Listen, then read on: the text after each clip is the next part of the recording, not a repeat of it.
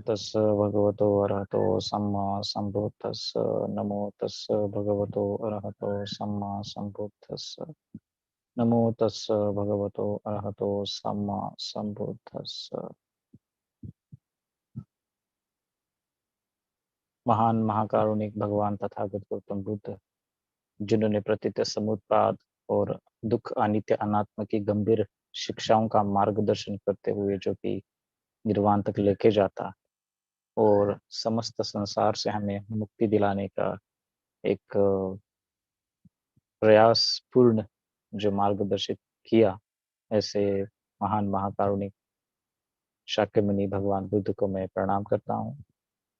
और बोधिसत्व परम पूज्य डॉक्टर बाबा साहब अम्बेडकर जी, इनके विचारों का अनुस्मरण करते हुए आज का हम सेशन को शुरू करेंगे। आज का सेशन का टॉपिक है practicing triple gems. Triple gem इसलिए कहा जाता है उसको कि हम किस प्रकार से अपने जीवन में खास करके बौद्ध होने के नाते, यदि हम बुद्ध की शिक्षा को मानते हैं और उसके आधार पर चल रहे, जो लोग बुद्ध की शिक्षा को नहीं मान रहे हैं और सिर्फ श्रद्धा पूर्वक बुद्ध को एक्सेप्ट कर रहे हैं, उनकी शिक्षाओं को एक्सेप्ट कर रहे हैं, तो इट इज गुड।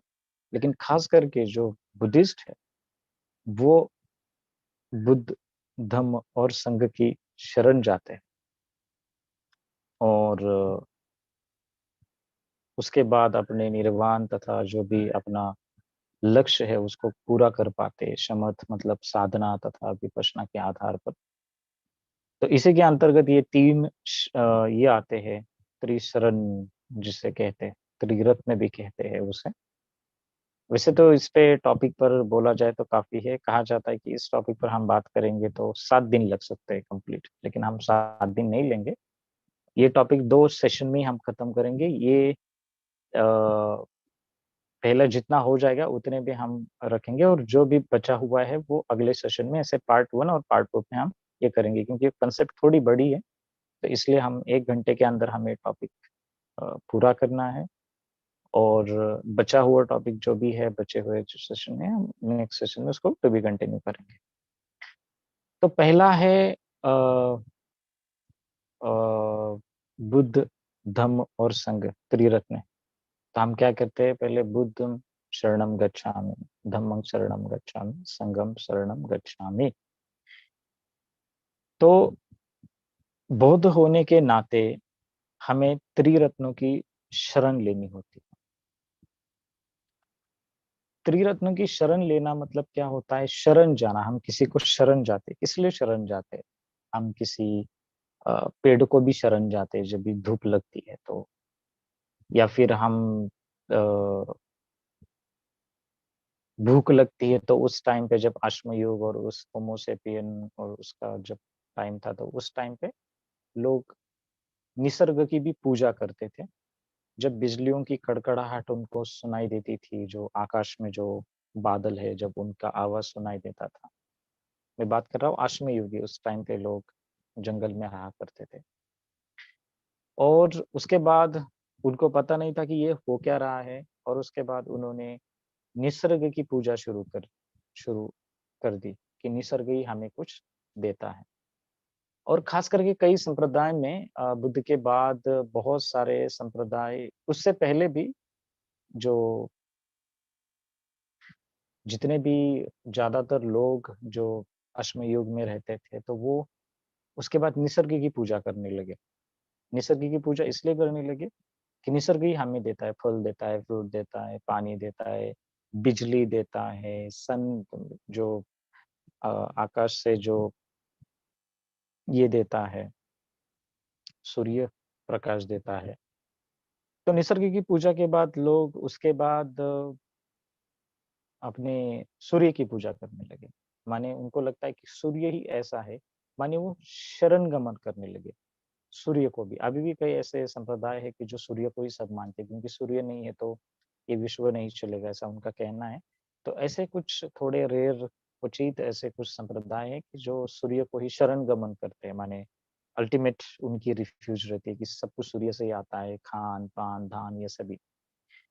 उसके बाद थोड़ा आदमी थोड़ा आगे बढ़ा, उसमें थोड़ी थोड़ी विविधता आगे बढ़ी, तो उसको लगा कि हमारा जन्म योनि से होता है, तो चाहे वो प्राणियों की योनि हो या फिर मनुष्य योनि हो, तो वो योनि की पूजा करने लगा।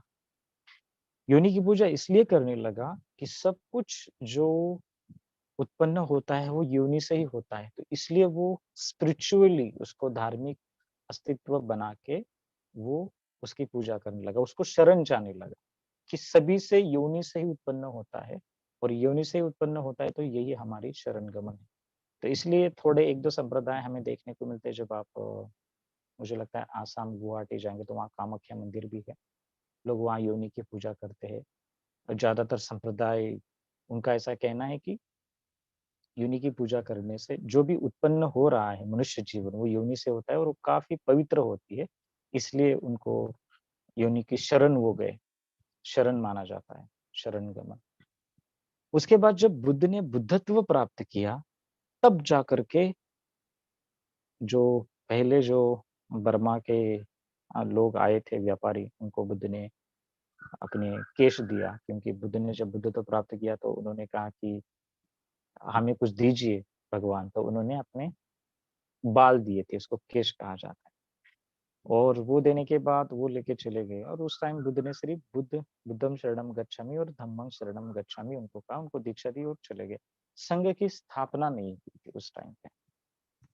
और उसके बाद जब संघ की स्थापना हुई, कहा जाता है 4 भिक्षुओं का मिलके एक संघ होता है और बुद्ध में बुद्ध, धर्म और संघ ये तीनों भी गुण समाये हुए हैं।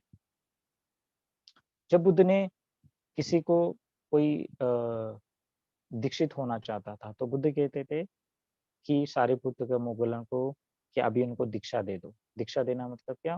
उनको कहो कि बुद्धं शरणं गच्छामि, धम्मं शरणं गच्छामि, संघं शरणं गच्छामि और बाद में दीक्षित हो जाता था।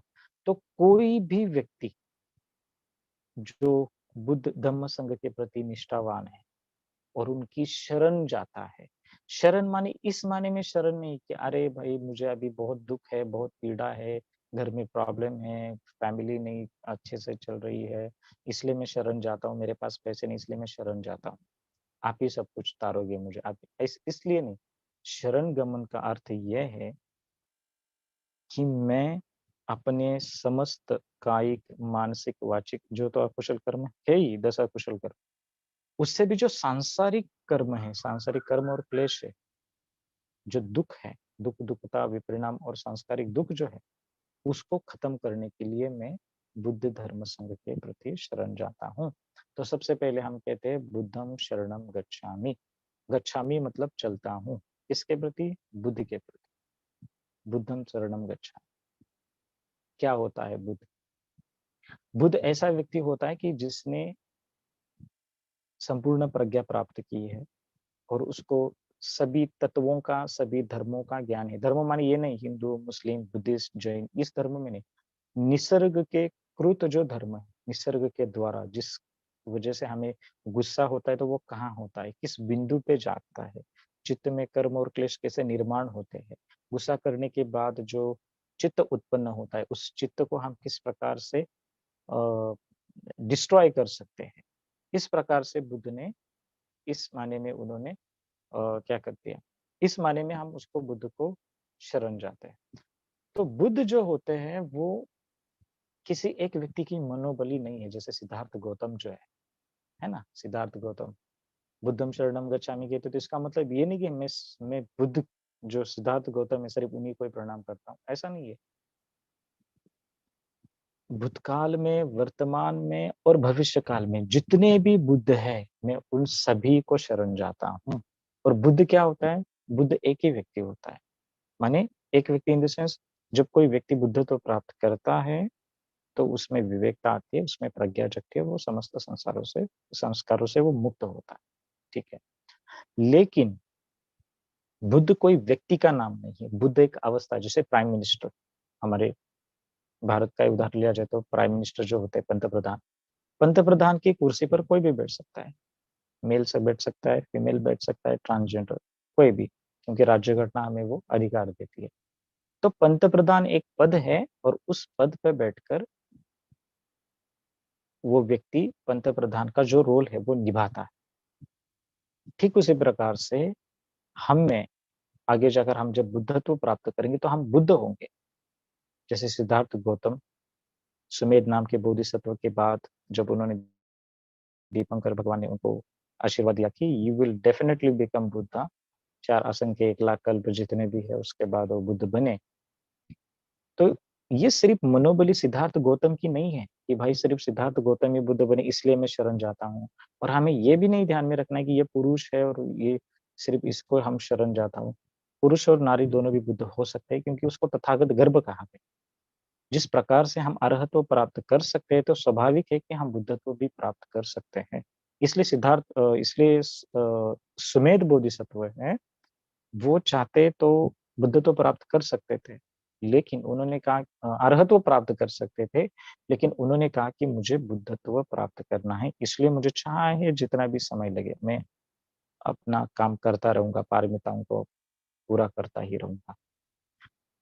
तो बुद्ध जो है और क्या होता है, बुद्ध में एक बुद्ध के काल में दूसरे बुद्ध काल में बड़ा अंतर रहता है। बड़ा मतलब असंख्य कल्पों चले जाते हैं, करोड़ों लाखों कल्प बीत जाते हैं।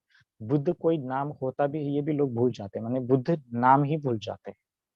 और उसके बाद जब सिद्धार्थ गौतम आगे जाकर बुद्ध बनता है तो तब आदमी को व्यक्तियों को पता चलता है कि ये बुद्ध बन गया है और इसलिए सिद्धार्थ को घोषणा करनी पड़ी कि मैं बुद्ध बन गया हूँ। तब लोगों को दिमाग में अरे सच में बुद्ध ऐसा व्यक्ति होता। सिद्धार्थ गौतम का जन्म हुआ तब आचार्य अलाम कलाम और जो बहुत ही ज्ञानी थे, बहुत ध्यानी थे, मेडिटेटर थे और वो पहाड़ पर ध्यान करते थे। अ, 8 समापत्तियाँ उन्होंने प्राप्त की थी, लेकिन चित्त के जो क्लेश है वो दूर नहीं हुए थे। तो कहा जाता है कि लोग आचार्य अलाम कलाम उनको मिलने के लिए लोग जाते थे ऊपर पहाड़ पे। लेकिन इस बार ऐसा हुआ कि जब सिद्धार्थ का जन्म हुआ, आचार्य अलाम कलाम खुद अपनी लाठी बूढ़े हो गए थे तो नीचे आए और देखा बालक को हाथ में लिया और देखा कि रोने लगे। रोने के बाद उनको उन्होंने भविष्यवाणी की, शायद आपने पढ़ा होगा बुद्ध चरित्र में, कि आगे जाकर ये व्यक्ति सम्यक संबुद्ध बनेगा। तो सुद्धोधन ने प्रश्न किया कि आप क्यों रो रहे हैं महाराज? तो बोले कि जब ये सम्यक संबुद्ध बनेगा तब मैं नहीं रहूँगा क्योंकि उनका जन्म आरूप लोक में होने वाला था। और आरूप लोक में जन्म लेने से पहले जो भी अभिज्ञा बल है वो थोड़े बहुत मतलब जागृत होते हैं, तो इसलिए सिद्धार्थ उन्होंने थोड़ा अभिज्ञा बल से देखा कि सिद्धार्थ आगे जाकर बुद्धत्व प्राप्त करने वाले। तो इसका मतलब ये नहीं कि आचार्य आलम कलाम ही सिद्धार्थ गौतम बुद्ध से बड़े हुए, ऐसा नहीं है। कोई भी व्यक्ति जो 8 समापत्तियाँ प्राप्त करता है तो अभिज्ञा बल उसमें प्राप्त हो जाते हैं, लेकिन उस मायने में नहीं जिस प्रकार से बुद्ध में होते हैं। और क्या हुआ उसके बाद? ब्राह्मण बुलाए शुद्धोधन ने, उनके पिताजी ने, कि बताओ मेरे बेटे का भविष्य क्या होगा? तो ब्राह्मणों ने क्या किया? भविष्यवाणी की। क्या भविष्यवाणी की? कि ये आगे जाकर एक या तो गृहस्थ में रहा, तो एक या तो इस चक्रवर्ती सम्राट बनेगा, एक या तो ये बुद्ध बनेगा। तो थोड़ा-सा हमें पीछे जाकर देखा तो ये जो कहते हैं कि ये बुद्ध बनेगा, तो इसका मतलब बुद्ध के वाणी पर या फिर हो सकता है बुद्ध के जो भी साहित्य है या फिर स्टोरीज़ है या फिर जो भी कथाएँ हैं, उनमें से ये बुद्ध नाम प्रचलित हुआ हो, इसलिए उन्होंने कहा कि ये आगे जाकर बुद्धत्व प्राप्त करे। तो ये 2 बातें तो उन्होंने की। तो उसमें हमें क्या सीखने को मिलता है? ये इंस्टाग्राम जब पिछली बार मैं स्क्रॉल कर रहा था, वहाँ तो एस्ट्रो टॉक एक ऐप था और वो आते हैं और वो बोलते हैं कि और वो एडवर्टाइज़ भी ऐसे करते हैं कि देखो भगवान बुद्ध का भगवान बुद्ध आगे सिद्धार्थ आगे जाकर बुद्धत्व प्राप्त करने ही वाली, तो ये भविष्यवाणी की थी। किसने की थी? ब्राह्मणों ने की थी। उस टाइम वो जगत विख्यात जो भी ब्राह्मण थे, विख्यात ब्राह्मण होंगे, पंडित होंगे, जो भी एस्ट्रोलॉजी पे पढ़ाई करने वाले। तो इसलिए आपका भी भविष्य हम ऐसा बताएँगे। फिर उसमें एक सेलिब्रिटी आती है कि मैं ऐसी थी बचपन में, उसके बाद मुझे ये मिला और उन्होंने मुझे बताया कि आप सही में आगे जाकर सेलिब्रिटी बनोगी। कोई क्रिकेटर आता है, कहता है कि गली में खेल रहा था, उसके बाद मेरे उस आंटी ने बताया कि तुम आगे जाकर क्रिकेटर बनोगी। ये तो करोड़ों रुपए लेते हैं सेलिब्रिटी, भविष्य बताने के लिए। भविष्य जो होता है, वो एक अंदाज़ होता है, वो 100% सच्चाई नहीं होती है। भविष्य क्या होता है कि आगे जाकर क्या होने वाला है। इस पे हम पूरी तरह से डिपेंड नहीं रहना है 100%।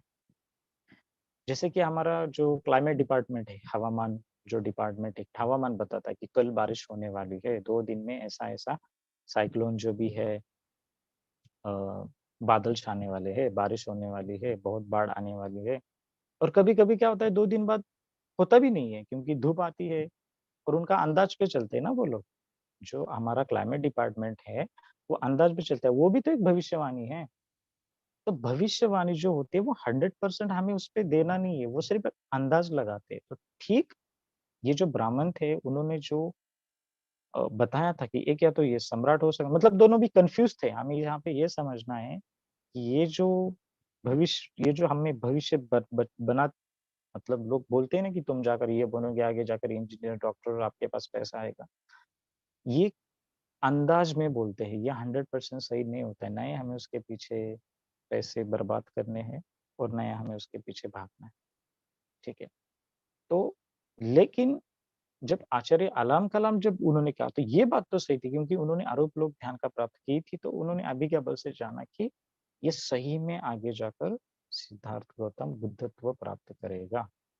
तो इससे हमें ये बताना है कि अलाम कलाम जो थे, वो ध्यान में आग्रह हो मतलब आग्रह तो नहीं लेकिन थोड़ी ऊँचाई पे जाने के कारण उन्होंने बताया कि जब मैं मरूँगा, जब मैं ये बुद्धत्व प्राप्त करेगा तब मैं नहीं रहूँगा।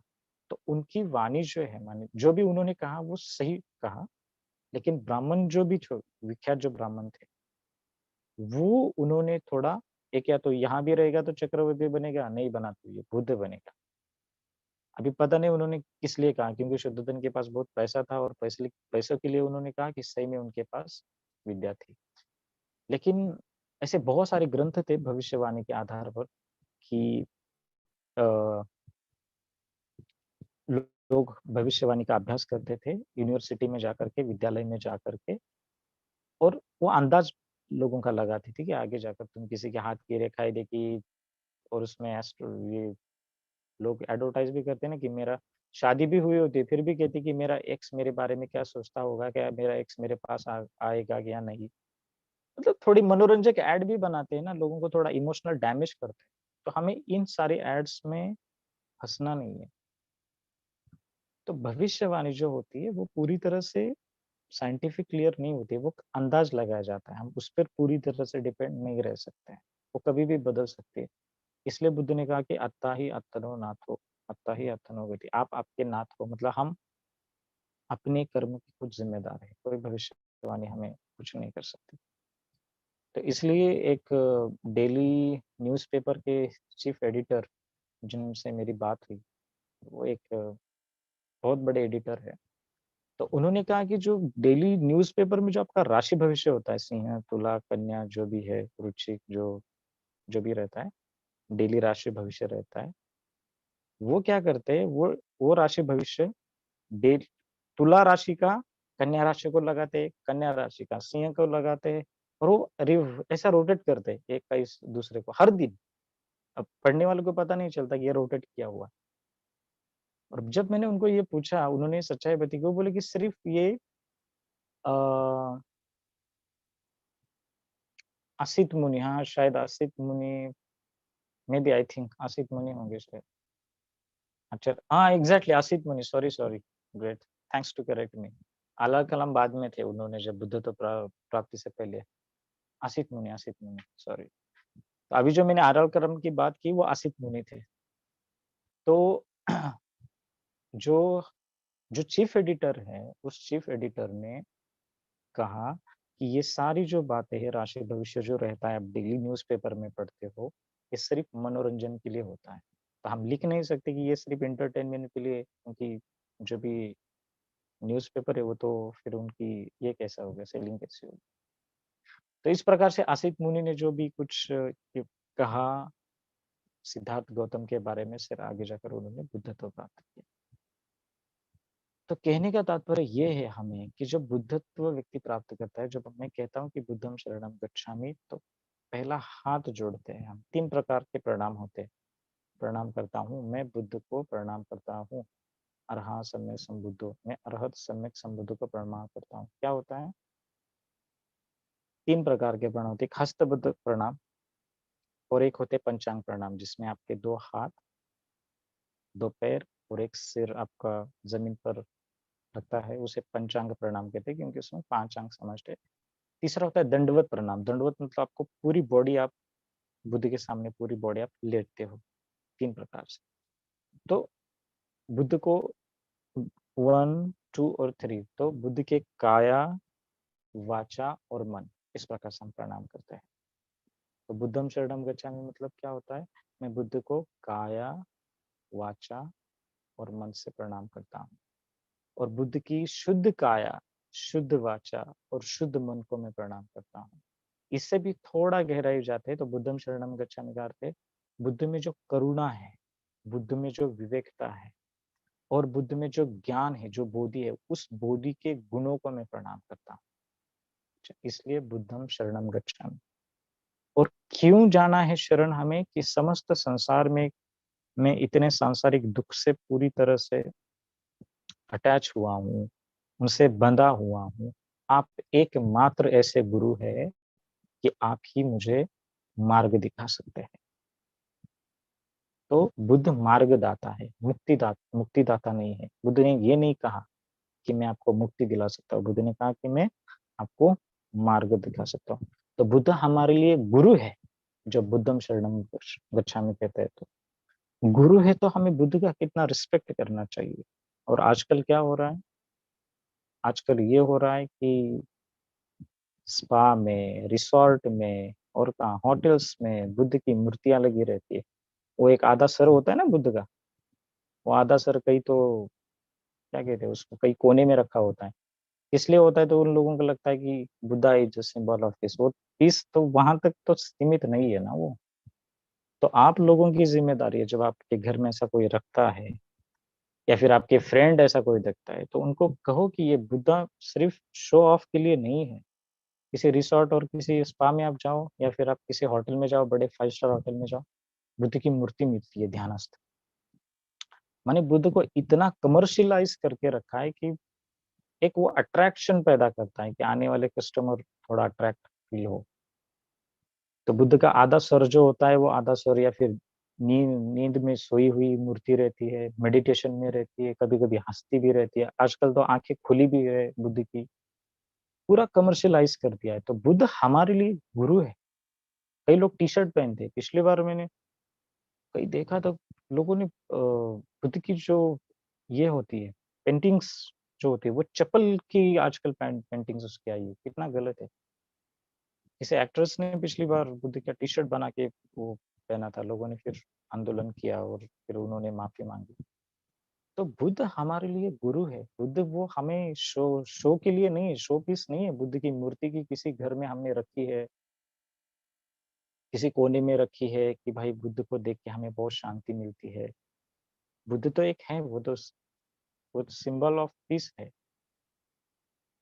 लेकिन बुद्ध हमारे लिए बहुत उच्च अवस्था वाले गुरु हैं कि जो हमें संपूर्ण दुखों से मुक्ति का मार्ग दिखाते हैं। उसको कमर्शियलाइज़ नहीं करना है।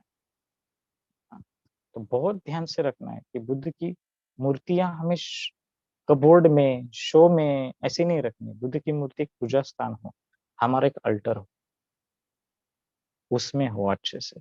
वहाँ पे शांति हो, उस अल्टर में शांति हो पीसफुल। बुद्ध की मूर्ति जो भी हम रखते हैं वो थोड़ी ज़मीन से ऊपर होनी चाहिए, क्योंकि बुद्ध बुद्ध अटैच नहीं होनी चाहिए ज़मीन से। जो भी आप पूजा स्थान अल्टर बनाते हो, वो थोड़ी बड़ी होनी चाहिए। एक या तो बुद्ध की मूर्ति है तो आप ऊपर रख सकते हो, थोड़ा ज़मीन से ऊपर। बुद्ध को हम रिस्पेक्ट दे रहे हैं। हुँ। तो एक बुद्ध के काल में बहुत अंतर जाता है। तो इसलिए बुद्ध को हमें इसलिए रिस्पेक्ट करना है, बुद्धं शरणं गच्छामि का अर्थ ही इसलिए है कि मैं बुद्ध के जितने भी कायिक, वाचिक और मानसिक जितने भी गुण संपन्न है बुद्ध, करुणा है और क्या है, प्रज्ञा है, उनके सारे गुणों को मैं प्रणाम करता हूँ। इसलिए बुद्धं शरणं गच्छामि। तो उसको तथागत गर्भ भी कहा गया। हर प्राणी बुद्धत्व प्राप्त कर सकता है, चाहे वो मेल हो, फीमेल हो। फीमेल बॉडी में भी आप बुद्धत्व प्राप्त कर सकते हो, क्योंकि आप में उसमें प्रज्ञा जगाने की शक्ति है, मनुष्य है तो। और पुरुष है तो आप भी प्रज्ञा जगाने की ये है, आप में शक्ति है। तो बुद्धत्व हर टाइम आपके इसमें बीज है, लेकिन उस बीज को हमें और थोड़ा बढ़ाने के लिए हमें आर्य अष्टांगिक मार्ग, शील का पालन, फिर आगे जाकर बुद्धत्व प्राप्त करना, इस प्रकार से अरहत्व प्राप्त करना। तो ये जो 32 लक्षण है, फिर 32 लक्षण क्या होते हैं? अष्टभूमि, जब बुद्धत्व की 1, 2, 3 ऐसी भूमियाँ होती है, तो उस भूमि में जब व्यक्ति बोधिसत्व प्रवेश करता है, तो ऑटोमैटिकली वो 8 प्रकार के आपको ये अष्टभूमि में प्रवेश करके जो आपके जो 32 लक्षण हैं, फिर 30 उपलक्षण हैं, 82 आई थिंक ऐसे अकॉर्ड ये है, लेकिन 32 प्रमुख लक्षण माने गए हैं। तो उस 32 लक्षण में से आपने देखा है कि बुद्ध को सिर, एक्स्ट्रा सिर है, उनके ऊपर थोड़ा मुकुट जैसा है, बुद्ध के हाथ थोड़े लंबे हैं, पैर तक है, और फिर उनके पैर बहुत नीचे से एकदम फ्लैट है, चक्र है पैर पे। और उसके बाद वो तो स्टोरी आपको पता होगी, मुझे लगता है मागंदिया है शायद, वो बहुत ही सुंदर थी, और मागंदिया का जो पिता था वो कह रहा था कि मेरी बेटी को कोई दूल्हा नहीं मिल रहा है। तो बुद्ध क्या कर रहे हैं? बुद्ध बैठ रहे हैं ध्यान के लिए, और वो उस रास्ते से गुजरता है, देखता है तो अरे इतना भव्य दिव्य रूप, क्योंकि बुद्ध दिखने में हैंडसम थे। हैंडसम मीन्स माने कि उन्होंने इतनी पारमिताएं पूरी की है, किसी को अपना शरीर दान दिया है, आंख दान दी है, नाक दान दिया है, कान, हाथ, पैर। तो उसी का ही एक बुद्धत्व के टाइम पे उसी का एक प्रभाव आता है कि आपके शरीर बहुत हैंडसम दिखता है। तो वो रूप को देख करके बहुत भावित हो गया, यार ये वर मेरे मांगन दिया बेटी के लिए बहुत अच्छा है। तो वो पीछे दौड़ा चला जाता है और बोलता है कि तुम जल्दी से तैयार हो बेटा, घर में जाने के बाद। वो बोलती है क्यों पापा? नहीं, वहाँ एक लड़का है, मैंने देखा है, वो बहुत अच्छा है, दिखने में बहुत हैंडसम है, तुम्हारा रूप सौंदर्य देख के वो ना नहीं करे। फिर वो माँगन दिया, उसकी उसके पिताजी और उसकी माँ भी आती है। माँ बोलती है, "अरे! कहाँ वो लेके चल रहा है, लेकिन चलो।" माँ उतनी रेडी नहीं रहती है, लेकिन ठीक है, चलो अब बेटी है तो बेटी को बहुत सजाते-धजाते, क्योंकि सिद्धार्थ देखने के बाद अट्रैक्ट हो जाए, इस माने से उन्होंने सजाया था। फिर माँगन दिया को लेके चलते हैं। तब तक सिद्धार्थ तो उस पेड़ के नीचे जाते तो सिद्धार्थ नहीं होते, बुद्ध होते ही नहीं है वहाँ। देखते तो दूर से तो कोई चल रहा है वहाँ पे, दिखता है अरे! वही लड़का है जो यहाँ बैठा था। पता नहीं था कि वो बुद्ध है बोल के। फिर वो चलते थोड़े देख चलते-चलते तो देखते हैं कि पैरों के निशान देखती है। उनकी मागंदिया की मम्मी पैर के निशान देखती है। बुद्ध के पैर फ्लैट होते हैं, उनके चक्र होते हैं, और उस पैर के निशान से वो अंदाज़ लगाती है। फिर वो भविष्यवाणी करती है माने वहाँ पे कि ये व्यक्ति साधारण नहीं, ये बुद्ध है। इन्होंने अपने सारे कर्म क्लेशों का पूरी तरह से सर्वनाश किया, ये हमारी बेटी को नहीं एक्सेप्ट कर सकता। लेकिन फिर भी पिता तो पिता होता है, बोला नहीं तुम तो कुछ गलत कह रहे हो, मैं तो उसको दूल्हा बना के रखूँ। फिर आगे बढ़ते हैं। अब मागंदिया की जो मम्मी है, उन्होंने शरीर लक्षण शास्त्र का अभ्यास किया था। भारत में से बहुत सारे जो पुराने ग्रंथ थे, उनमें काफ़ी गंभीर पढ़ाई की जाती थी विद्यालय में, जैसे शरीर लक्षण शास्त्र है, और जो मैंने ब्राह्मणों की बात की थी कि जिन्होंने सिद्धार्थ के बारे में उन्होंने भविष्यवाणी की है, क्या तो ये राजकुमार बनेगा, चक्रवर्ती सम्राट बनेगा, या फिर ये बुद्धत्व प्राप्त करेगा। ये जो लोग हैं ना, उस टाइम पे भारत में जो भविष्यवाणी एस्ट्रोलॉजी उनका शास्त्र था, भविष्यवाणी शास्त्र था, उसकी पढ़ाई करते थे लोग। आजकल की भविष्यवाणी कितनी सही और गलत है हम नहीं कह सकते, लेकिन उस टाइम में सही में थी। शरीर लक्षण शास्त्र का अभ्यास था, तो शरीर लक्षण शास्त्र से ही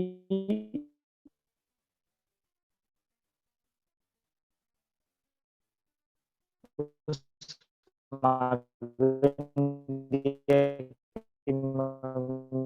पहचाना कि ये ऐसा कोई साधारण पुरुष नहीं, पुरुष फिर वो चलते हैं बुद्ध को मिलते हैं, तो बोलते कहते हैं अच्छा, बुद्ध थोड़ा स्मित हास्य करते हैं, और मागधी उसने जो भी ऑर्नामेंट्स है, साड़ी जो भी पहनी है, वो एकदम ऐसे दिखे, और थोड़ी शर्माती भी है बुद्ध को, ताकि वो थोड़ा अट्रैक्ट हो जाए। फिर बुद्ध थोड़े हंसते हैं, बुद्ध बोलते हैं मैं हूँ और मैं सर्व।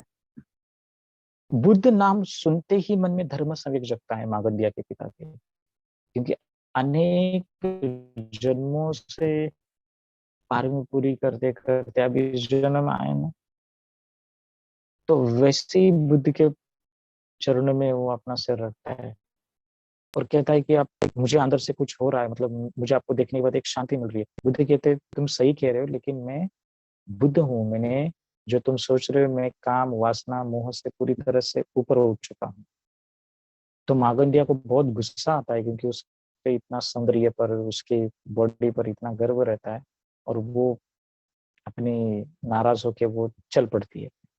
मागंदिया की मम्मी जो होती है वो भी वहां रहती है। फिर कहते हैं कि फिर बुद्ध वहां उपदेश देते हैं श्रोतापन्न, और उनमें श्रोतापन्न बनते हैं वो उसमें। श्रोतापन्न बनने के बाद वो बुद्ध धर्म संघ के तो कनिष्ठ उपासक होने के बाद वो आगे जाकर के अर्हत प्राप्त करते हैं। तो कहने का तात्पर्य ये है कि बुद्ध जो होते हैं वो तो सभी क्लेशों से, काम वासनाओं से ऊपर उठ चुके होते हैं। बुद्ध ना ही किसी का अवतार होता है। बुद्ध जो होता है वो व्यक्ति अपने खुद, अपने बलबूते पर, माने अपने पारमिताओं के आधार पर खुद बुद्धत्व प्राप्त करता है। बुद्ध का कोई गुरु नहीं होता है। बुद्ध का यदि गुरु होता तो आचार्य अलाम कलाम, उदक रामपुत्र ये गुरु हो जाते, लेकिन ऐसा नहीं है। क्यों नहीं है? आचार्य अलाम कलाम जो 8 समापत्ति साधना है उनमें भी पहुंचे हुए थे। सिद्धार्थ गए तब कहा कि मुझे बुद्धत्व प्राप्त करना है, मुझे सिखाइए।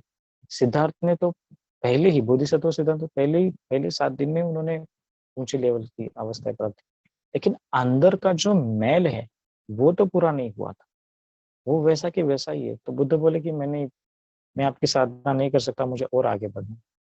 फिर उदक रामपुत्र के पास जाते, फिर वहां भी वही साधना करते, लेकिन अंदर के जो क्लेश है वो पूरे नहीं होते। तो अपनी पारमिताओं के आधार पर खुद जाते हैं। 8 साल वो शरीर पीड़न तप करते हैं। उसके बाद उनको पता चलता है कि मुझे मध्यम मार्ग का अवलंब करना चाहिए। उसके बाद वो बुद्धत्व प्राप्त करते हैं। तो बुद्ध का कोई गुरु नहीं होता बुद्धत्व प्राप्त करने।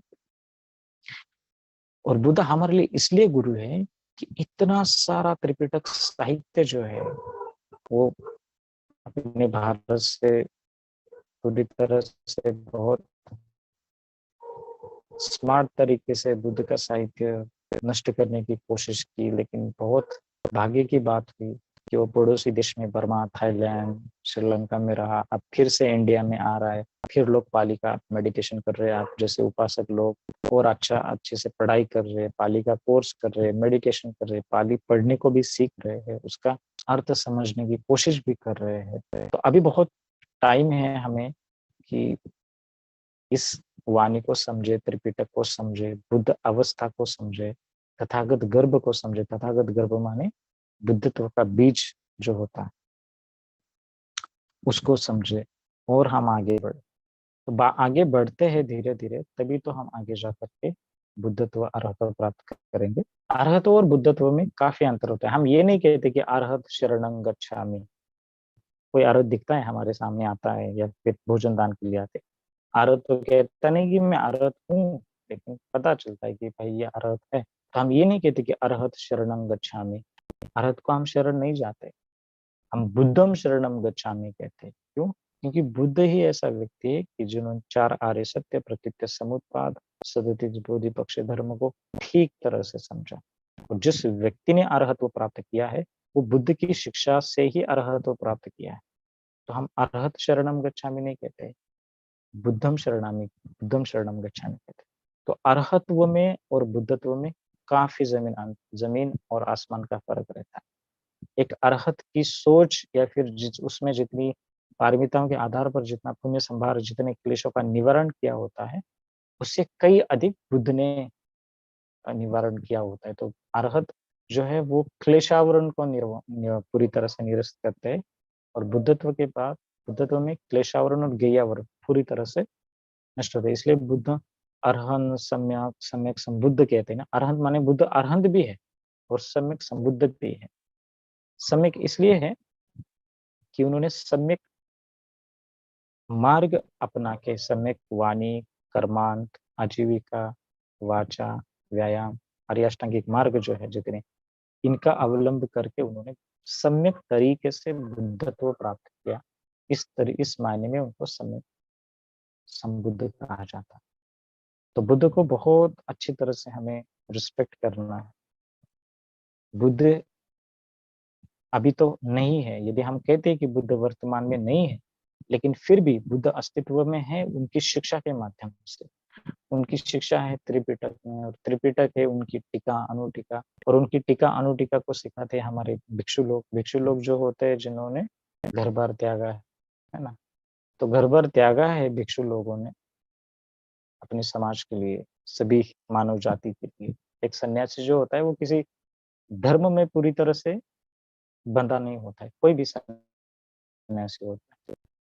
ये जो सन्यासी होते हैं उनका आकाश ही, जो ऊपर वाला आकाश है, वही उनका घर रहता है। तो वो सभी प्राणियों के कल्याण के लिए वो सन्यासी बनते हैं। खास करके भिक्षुओं की बात की जाए तो वो अनुकंपा करने के लिए, लोगों को दान दान की पारमी बढ़ाने के लिए उनको सहायक बनते हैं। धर्म की शिक्षा देने के लिए वो सहायक बनते हैं। तो इस तरीके से हमें बुद्धत्व प्राप्त करना है, तो किस तरीके से हम आगे बढ़ के महाकरुणा, बोधिचित्त इन सभी का अभ्यास करके हम बुद्धत्व प्राप्त कर सकते हैं। हम ये क्यों कहते हैं कि मुझे अरहत्व प्राप्त करना है? हम ये क्यों कहते हैं कि मुझे अग्र उपासक बनना है? हम ये क्यों कहते हैं कि मुझे अग्र श्रावक बनना है? हम ये क्यों नहीं कहते कि मुझे बुद्धत्व प्राप्त करना है? कभी मन में संकल्प बड़ा रखना चाहिए। जब संकल्प बड़ा होता है तभी तो हम कहीं और आगे पीछे, जब सम्यक संबुद्धत्व को मुझे भी बुद्धत्व प्राप्त करना है इस माने में हम चलते हैं, तो हम कहीं तो अरहत्व तक तो चल सकते हैं, है ना? तो सुमेध बोधिसत्व जो है वो अरहत्व प्राप्त कर सकते थे, लेकिन उन्होंने और पारमिताएं देखी। दीपंकर बुद्ध ने उनको आशीर्वाद दिया कि तुम सही में बुद्धत्व प्राप्त कर सकते हैं। तो ये बुद्धम शरणम गच्छामि, बुद्ध को ठीक तरह से समझना, ना कि बुद्ध में 30 लक्षण 32 लक्षण थे, साइकिक पावर थी। बुद्ध ने बुद्धत्व प्राप्त होने के बाद मुझे लगता है 2 हफ्ते के बाद उन्होंने अपने साइकिक पावर का मतलब जितनी भी बुद्ध में जो पावर होती है वो उन्होंने प्रदर्शन किया। मतलब उन्होंने दिखाई, लोगों को नहीं दिखाई, उन्होंने पूरी तरह से प्रदर्शित किया। कि वो काफ़ी ऑस्पिशियस डे भी माना जाता है कि उस टाइम बुद्ध ने वो अ, जो भी उनमें जो पावर थी, जो भी शक्तियाँ थी, इसलिए नहीं कि बुद्धत्व को बुद्ध को प्रणाम करना चाहिए कि अरे बुद्ध तो 32 लक्षण है, उनमें बहुत बड़ी पावर है, वो चित्त में व्यक्ति के चित्त में क्या चलता है ये भी जानते हैं, ऐसा नहीं। ऐसा तो एक व्यक्ति था कि बुद्ध के पास आया, वो बोला कि मैं आपके के साथ रहूँगा छाया की तरह, तो ठीक है। बुद्ध बोले ठीक है, जब भी जाता है, भिक्षु के संग में रहता है, बुद्ध को देखता है, उनका रूप देखता है, दिखने में हैंडसम थे। पीछे जो चक्र होता है, वो गोल, वो भी रहता है, वो भी देखता है। तो बुद्ध ने अपने बोधिचित्त से जाना कि सही में इसमें अविद्या पैदा हुए। ये मेरी 32 लक्षण स्पेशलिस्ट लक्षण को देख के ही दीक्षित हुआ है। तो बुद्ध ने फटकारा, फटकारा माने बुद्ध ने प्यार से उनको डाँटा।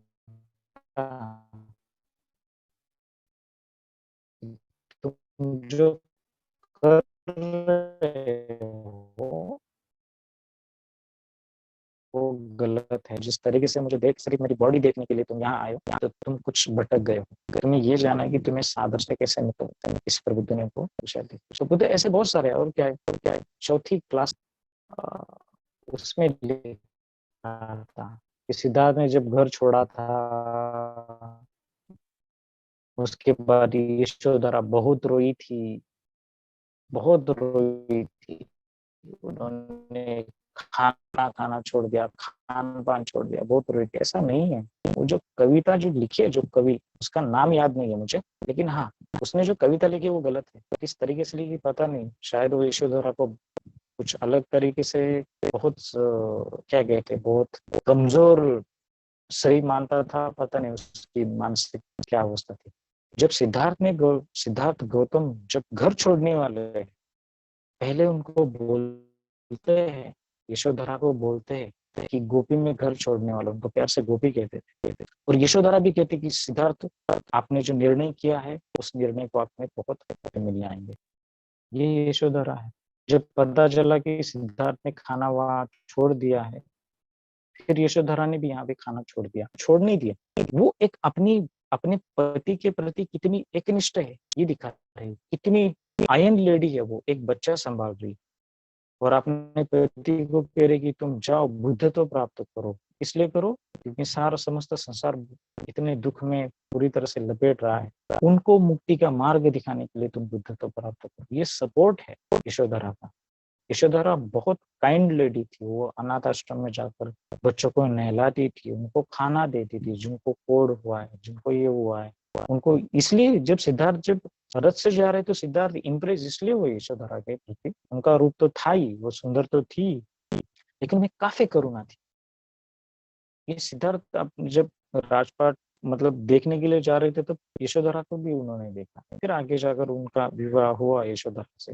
तो यशोधरा बहुत खंभीर महिला थी, बहुत अच्छी पत्नी भी थी, कि जिन्होंने आगे जाकर उन्होंने भिक्षुणी की दिशा लेकर के अरहत्व प्राप्त किया। तो इस तरीके से बुद्धत्व का जो ये होता है, जो लाइफस्टाइल होती है, उस बुद्धत्व प्राप्त करने से पहले बहुत कठिन रहती है। बोधिसत्व की लाइफस्टाइल कठिन रहती है। पारमिताओं का अभ्यास करना, आगे जाकर बुद्धत्व प्राप्त करना, और समस्त सत्वों को अपनी प्रज्ञा से, अपनी करुणा से उनको धर्म की देशना देना, इसलिए कि उन सारे अपने दुखों से मुक्त हो जाए। इसलिए मैं बुद्धम शरणम गच्छामि। बुद्धम शरणम गच्छामि मतलब बुद्धम शरणम गच्छामि मतलब बुद्ध के शरण जाकर उनके शिक्षाओं के जो उचित शिक्षाएं हैं, उनकी शिक्षाओं पर मैं अनुगमन करता हूँ, अनुसरण करता हूँ, मैं चलता हूँ। अंधविश्वास से नहीं, बल्कि परखने के बाद। बुद्ध क्या कहते हैं, पहले परखो मेरी शिक्षा को, उसके बाद आप एक्सेप्ट करो। तो बुद्धम शरणम गच्छामि इसलिए मैं कहता हूँ। फिर उसके बाद धम्मं शरणम गच्छामि और संगम शरणम गच्छामि का टॉपिक हम टू बी कंटिन्यू करेंगे। आज के लिए इतना ही। कुछ किसी को क्वेश्चन होंगे तो हम बात कर सकते हैं।